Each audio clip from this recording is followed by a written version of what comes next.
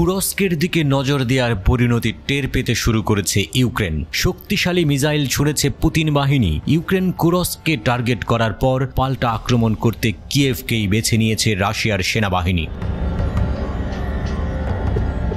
আগস্টে কিয়েভে তৃতীয় ব্যালিস্টিক ক্ষেপণাস্ত্র এবং ড্রোন হামলা চালিয়েছে রাশিয়া। যদিও ইউক্রেন দাবি করেছে শহরের কাছে যাওয়ার সময় সমস্ত অস্ত্র ধ্বংস হয়ে গেছে। ইউক্রেনের সামরিক প্রশাসন জানায় বেশিরভাগ ক্ষেপণাস্ত্র আঘাত হানার পূর্বেই ধ্বংস করা হয়েছে।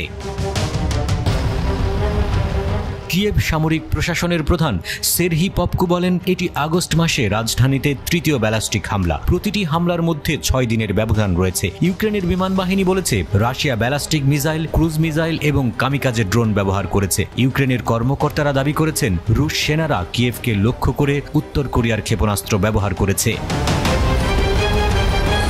কিয়েভ সামরিক প্রশাসনের প্রধান সেরহি পপকো বলেন, রাশিয়া সম্ভবত উত্তর কোরিয়ার তৈরি ব্যালিস্টিক ক্ষেপণাস্ত্র ব্যবহার করেছে।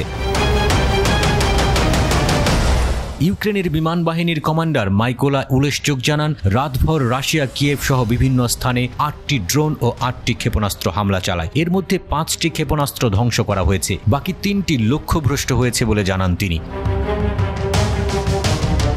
রবিবার সকালে রাশিয়া 3টি ব্যালিস্টিক, 3টি ক্রুজ এবং 2টি গাইডেড ক্ষেপণাস্ত্র নিক্ষেপ করে। ইউক্রেন দাবি করেছে রাশিয়ার ছোড়া 2টি উত্তর কোরিয়ান ব্যালিস্টিক মিসাইল, 3টি ক্রুজ মিসাইলকে আটকে দেওয়া হয়েছে। ইউক্রেন কর্তৃপক্ষ জানিয়েছে 8টি কামিকাজে ড্রোনকেও বাধা দিয়েছে আকাশ প্রতিরক্ষা ব্যবস্থা। ইউক্রেনের প্রেসিডেন্ট ভলোদিমির জেলেনস্কি রাশিয়ার এই হামলাকে উদ্দেশ্য প্রণোদিত সন্ত্রাস হিসেবে বর্ণনা করেছেন। তিনি বলেন, গত সপ্তাহে রাশিয়া 40টিরও বেশি ক্ষেপণাস্ত্র, 750টি গাইডেড বোমা এবং 200টি ড্রোন হামলা চালিয়েছে।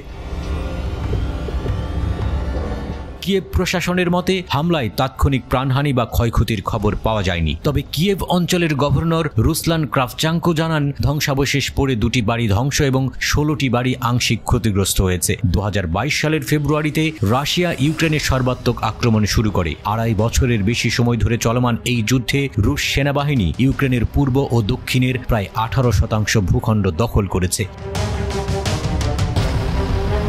চলমান যুদ্ধে রাশিয়া উত্তর কোরিয়ার অস্ত্র ব্যবহার করছে বলে অভিযোগ রয়েছে। বিভিন্ন প্রতিবেদনে বলা হয়েছে উত্তর কোরিয়া রাশিয়াকে ব্যালিস্টিক মিসাইল ও 30 লাখ কামানের গোলা দিয়েছে।